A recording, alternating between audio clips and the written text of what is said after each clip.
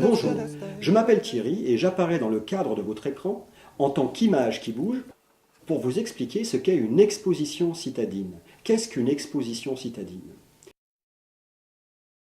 Mais attendez, avant de vous parler sur ce qu'est une exposition citadine, nous allons d'abord parler de cadre. Pourquoi? Parce qu'on sait très bien que dans toutes les expositions, on parle beaucoup de cadre. Ensuite, nous parlerons du cadre d'une exposition citadine, qui est un cadre particulièrement spécifique, comme vous le verrez. Prêt? Alors on y va, on va tout cadrer. Tout d'abord, il y a le fameux cadre, le cadre en bois de la peinture dite classique. Ça, c'est le fameux cadre émérite que tout le monde connaît. À travers l'histoire de l'art, différents glissements se sont effectués et nous sommes passés du cadre en bois de la peinture classique au cadre de l'installation.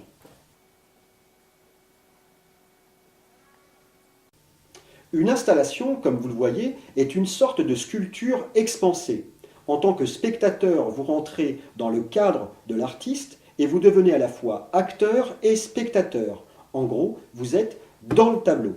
Et il y a eu plus récemment un autre cadre, très connu actuellement, celui de l'ordinateur, où il y a non seulement de très belles peintures virtuelles, mais ce cadre nous a aussi permis de voyager à travers le temps.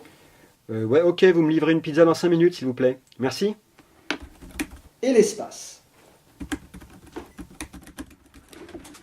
Ce qui a été un progrès dans le cadre de la création et aussi de la communication. Enfin, normalement. L'art a toujours évolué dans des cadres. Mais comme l'art n'aimait pas tellement les cadres ont été obligés d'évoluer avec l'art. Une façon récente d'élargir le cadre a été de prendre en considération notre cadre de référence.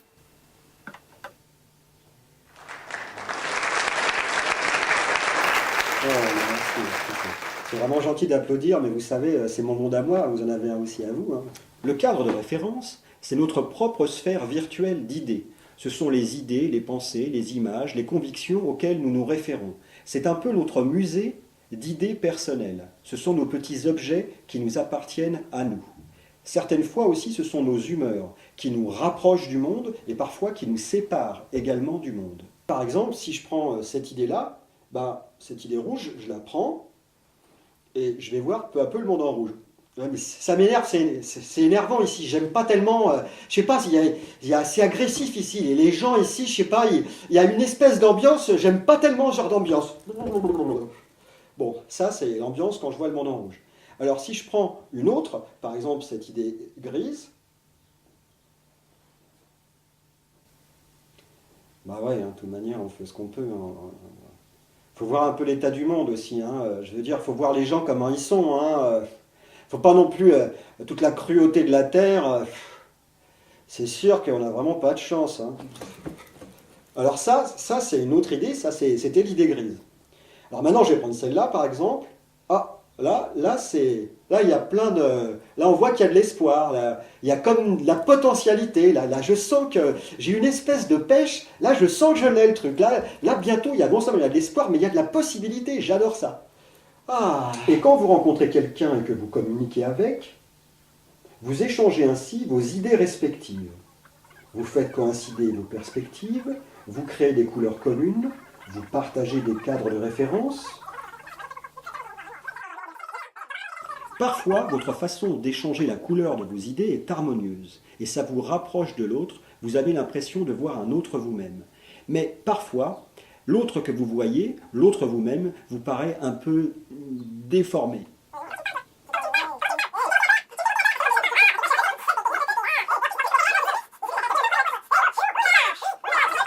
Donc, dans un cas, c'est une œuvre partagée dans laquelle vous ouvrez vos cadres de référence et votre horizon. Dans l'autre, c'est, disons, un brouillon, en attendant de faire mieux. Donc, on en était où? Ah oui, on en était au cadre de l'exposition citadine. Une exposition citadine, c'est un processus d'interaction et d'échange qui se développe dans une ville entière. Dans l'optique de créer une œuvre d'art collective, l'habitant est présupposé artiste de sa vie et de sa ville en initiant des mouvements créatifs vers les autres et en participant à la construction de ce cadre collectif spécifique, le quotidien.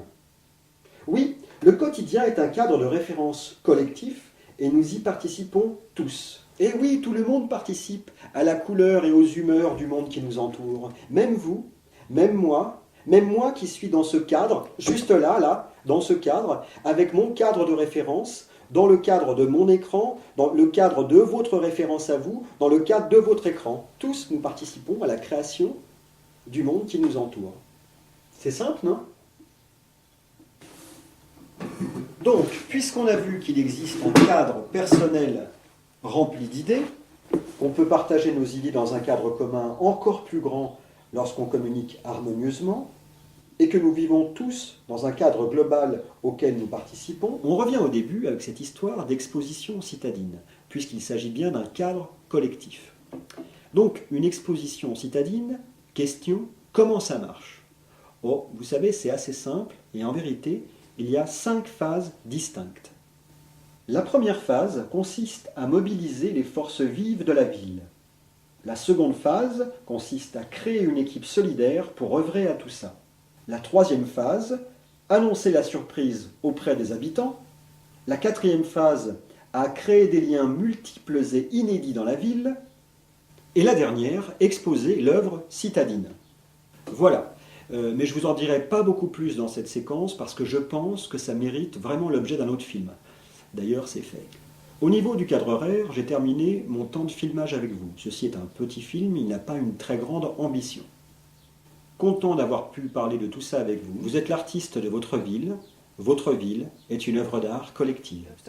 Merci.